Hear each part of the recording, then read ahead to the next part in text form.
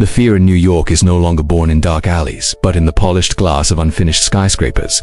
This is the stage for Detective Kaito Ishikawa's most cold and paradoxical case, the disappearance of Isamu Sato, the visionary Japanese architect responsible for the city's most ambitious and hermetic skyscraper, the Nexus Tower. The building, a marvel of steel and glass, still empty and uninaugurated, is a fortress of biometric security, a labyrinth of intelligent design without a single resident, save for its creator, the viral hook. The security footage shows Isamu Sato entering the panoramic elevator in the atrium at 11:59 p.m. The elevator camera records him ascending to the top floor, but the cameras on the top floor, monitoring the exit door, never register him leaving. Across the entire Nexus Tower, a building monitored by AI from top to bottom, a man simply ceased to exist in the space of one floor. The building is a tomb of glass and concrete, and the architect has become its ghost. Kaito Ishikawa, in his black suit and thin-rimmed glasses, found himself in an environment that challenged Western logic itself. Detective Miller was on the verge of a breakdown. There are no traces, Ishikawa, no fingerprints, no break-in, no phone signal, no fall. The man had nowhere to go. Maria Rodriguez, while futilely trying to hack the biometric security, described the building as a cold, soulless puzzle box. Kaito ignored the technology. He saw the Nexus Tower not as a building, but as a philosophical argument built in steel. Isamu Sato was an architect who studied the significant void in Japanese design and the aesthetic of imperfection, Wabi-Sabi. If a genius of spatial logic disappears in his own creation, the trick is not in where he went, but in where he never was.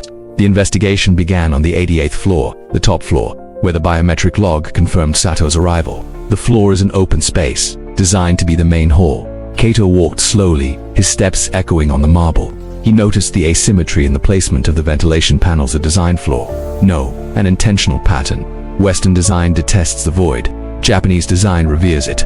Kaito realized that Sato had used the void as his weapon. He had created a space that technology in the Western mind trained to fill every inch would simply ignore.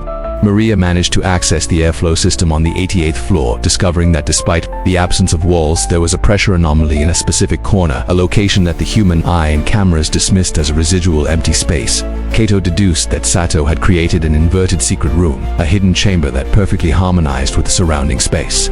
Using acoustic absorption panels and polarizing lights, there was no visible door. The only access would be through a maintenance panel activated by a special biometric sequence. The chase led them to a highly secured data vault storing the Nexus Tower's original blueprints. There, Kaito found an access code hidden in the rainwater drainage diagrams, a humble, organic clue amidst the high technology. Kaito realized that Sato saw his own building as a critique of society's obsession with excessive functionality. He had become the very glitch in his perfect system. With the code deciphered, Kaito and Miller accessed a detailed project. The existence of a hidden chamber, an unfurnished secret refuge on the 88th floor, was confirmed. They activated the access sequence, and a seemingly permanent wall panel slid open, revealing a small chamber.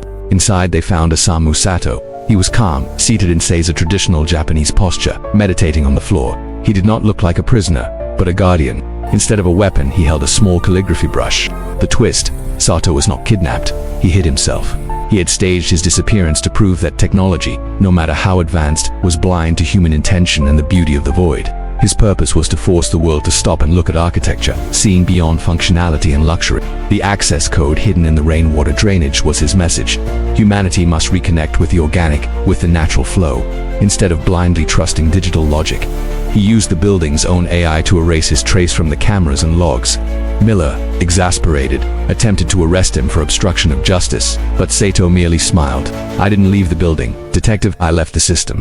The building, now, has a story." Sato handed Kaito a piece of paper. It was calligraphy, but with a flawed, imperfect stroke, evoking Wabi-Sabi. The message was, "Where man fails, space begins." In the end, Sato cooperated, but Kaito realized that the architect did not see himself as a criminal, but as a philosopher. He had exposed the fragility of New York's trust in perfect technology.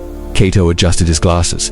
The case was closed, but the question remained. If a genius can disappear in plain sight, how many other gaps exist in the safety net of New York's fabric? The greatest mystery was not finding the man, but understanding the human need to create the perfect void in order to escape. The ghost architect of Manhattan proved that the greatest mystery lies in what we do not see. What was your favorite moment of deduction from Detective Kaito? Hit like and comment below if you think the AI should be shut down. To catch the next urban mysteries from the Eye of Manhattan, subscribe to the Dragons Inc. channel.